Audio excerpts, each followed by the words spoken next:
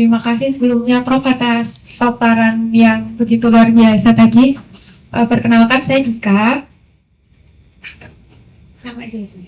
Ya, jadi saya ingin bertanya Prof. Ini mungkin sedikit melenceng, bukan? Sedikit melenceng tapi masih sejalan. Jadi saya sangat terkesan dengan pola pikir Prof dalam tekadnya untuk mendidik atau istilahnya mengembangkan para peternak itu supaya mereka berdaya. Nah, di sini saya yang berada di bidang kesehatan masyarakat yang fokusnya itu mengembangkan dan memberdayakan masyarakat supaya punya paradigma sehat. Jadi merasa banyak sejalan dengan konsep-konsep yang tadi Prof sampaikan. Nah, kira-kira yang ingin saya tanyakan adalah bagaimana ya Prof cara kita menghadapi karakter masyarakat yang begitu beragam, apalagi mungkin ketika kita terjun itu kita juga pasti adalah penolakan dari mereka.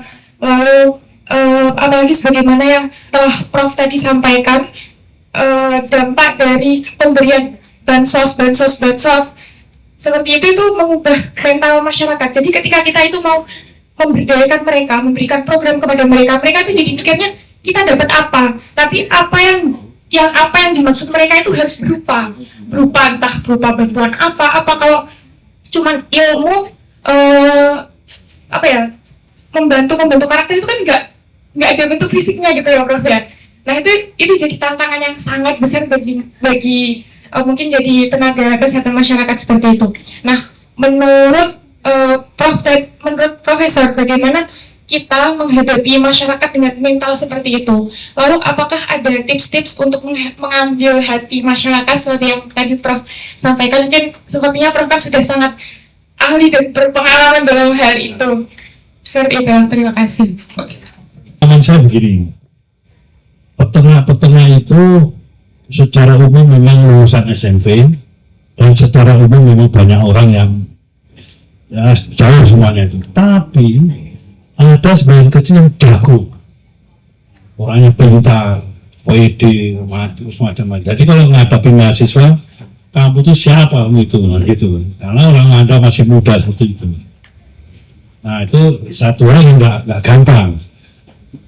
Orang muda saya suruh maju nggak bisa itu, yakin itu saya nggak bisa karena Anda belum siapa-siapa ceritanya itu. Nah saya ngawalinya dulu memang saya ngajak si pemerintah dulu, nah, saya ngajak dan banyak orang ngerti saya di pemerintahan ngerti. Terus yang penting saya sebagai orang yang lebih tinggi posisinya dibanding peternak ini, saya berlosor menyamai dia. Nah itu sebenarnya itu yang harus punya itu. Ya. Karena dia pasti minder sama saya. Lulusan SD, lulusan SMP. Kita berpendidikan tinggi, luar negeri, tapi kita harus turun derajat betul untuk menyetarakan kita dengan mereka dulu. Saya berharap sih orang-orang muda mulai bisa seperti itu. Ya. Ketika nanti orang muda ini bisa, Anda kok bisa seperti itu, kan ini mereka tuh seneng banget kita turun itu. Nah makanya saya juga ngajak orang-orang muda ketika saya mulai bergerak ke bawah ini, orang muda saya tonjolkan. Orang-orang muda mahasiswa saya ajak, saya kenalan orang ini hebat gini. Ini lama-lama dia menjadi hormat sama yang muda ini. Walaupun ini udah termasuk yang jagoan, dia nggak berani macam-macam karena ada saya gitu. Dia saya backup gitu. Nah di awal memang saya yang turun dulu, tapi kemudian orang-orang muda itu akan melanjutkan. Nah kalau ada orang muda bisa ngikutin saya, alhamdulillah. Ya, karena ini perlu pengalaman. Apalagi setelah saya jadi dirjen, tahu dari dirjen, alhamdulillah nama saya baik, reputi saya baik, banyak orang percaya, omong sama si dirma orang jadi tahu siapa saya. Nah itu lebih mudah lagi. Ya, jadi poinnya adalah bagaimana Anda siapapun ketika orang tahu Anda itu orang hebat. Kan ada orang muda sekarang hebat-hebat ya, Saya hebatnya mungkin sudah terlalu tua itu. Ini yang mudah-mudahan banyak itu. Harus menurunkan ya, turun derajat betul sampai setara dengan dia. Nah, dia sungkan, akhirnya dia akan nurut sama kita. Dan kita tetap jujur. Jangan pernah membohongin orang ini. Jadi itu kita bohong, selesai kita. Enggak, itu sudah nggak dipercaya lagi. Gitu. Jadi alhamdulillah dengan cara ini saya pun diberi saringan yang kuat. Ya, oleh Gusti Allah mudah-mudahan diberi saringan yang kuat. Karena kalau saya berbohong aja dia udah nggak percaya lagi. Mungkin Bu Titi bisa nambahkan. Bu Titi termasuk orang yang sekarang ini apa ya? Ya dengan hati akhirnya dia ngomong para peternak-peternak itu, akhirnya dia terkenal sebagai mboknya peternak. Jadi seperti yang disampaikan tadi, bagaimana kita membawa mereka untuk apa, kayak semacam dia jadi mengerti apa yang kita mau ya Dek ya. Jadi gini, kalau kami biasanya peternak itu rata-rata memang sebetulnya mereka itu yang sebagai orang waktu, dia orang yang berpengalaman, orang yang bisa ngerti ternak, cuma ilmunya aja yang enggak punya.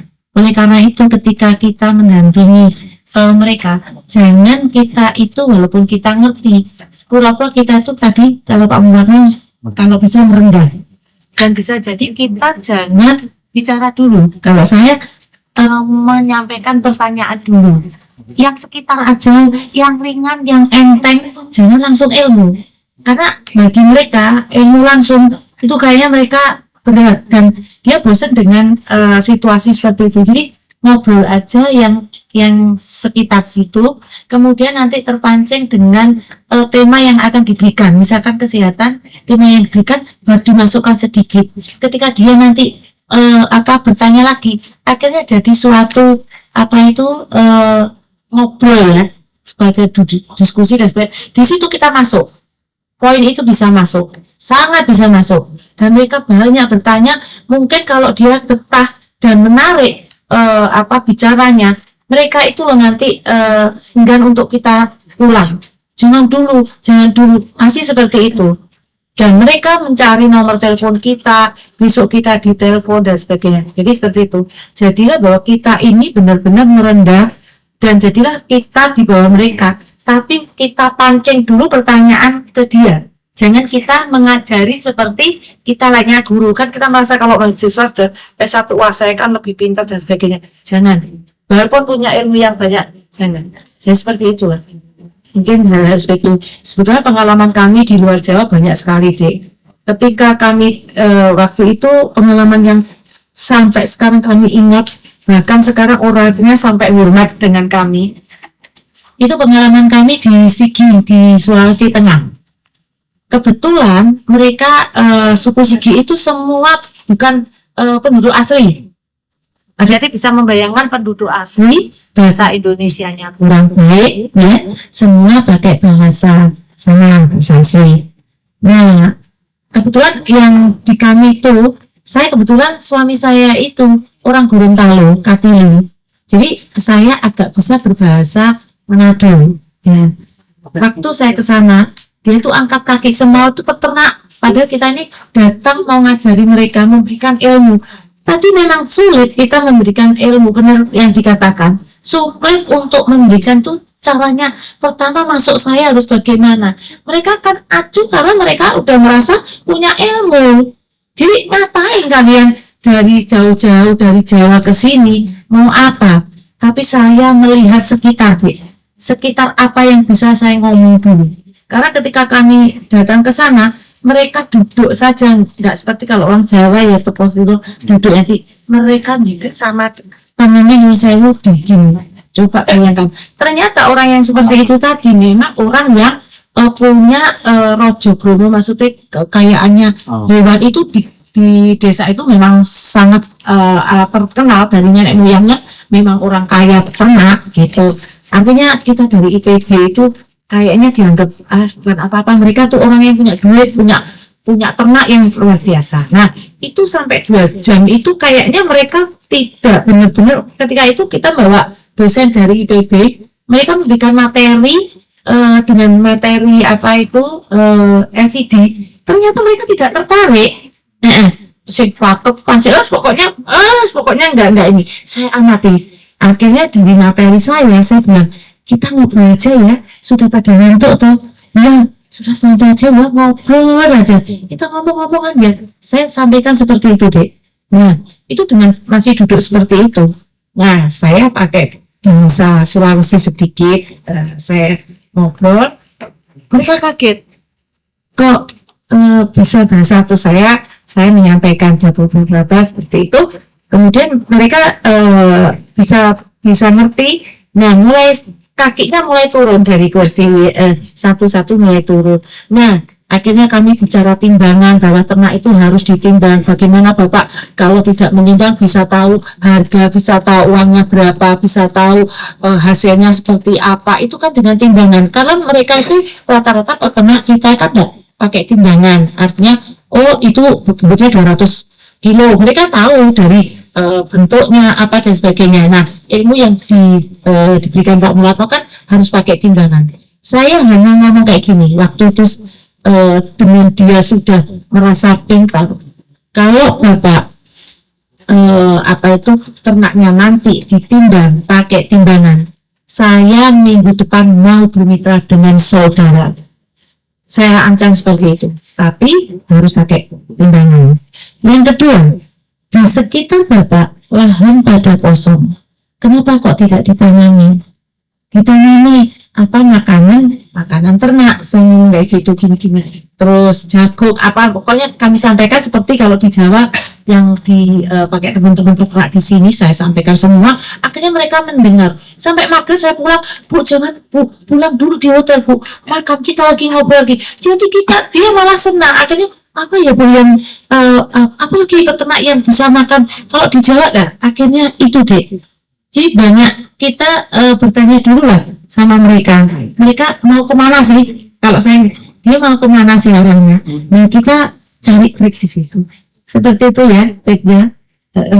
Jadi memang ya seperti tadi yang disampaikan Pak Mulatno, kami memang mbok-mbokannya. Jadi karena gini, bahasa akademik itu kan memang terlalu sulit buat peternak. Nah, biasanya kami akan menerjemahkan dengan bahasa yang kalau orang Jawa ya basa Jawa sing penak-penakan ngene lho Mas, gitu aja. Seperti itu ya, Dek. Pokoknya kita tetap toko seliro di mana kita berada, di situ kita harus menyesuaikan. Seperti itu. Terima kasih.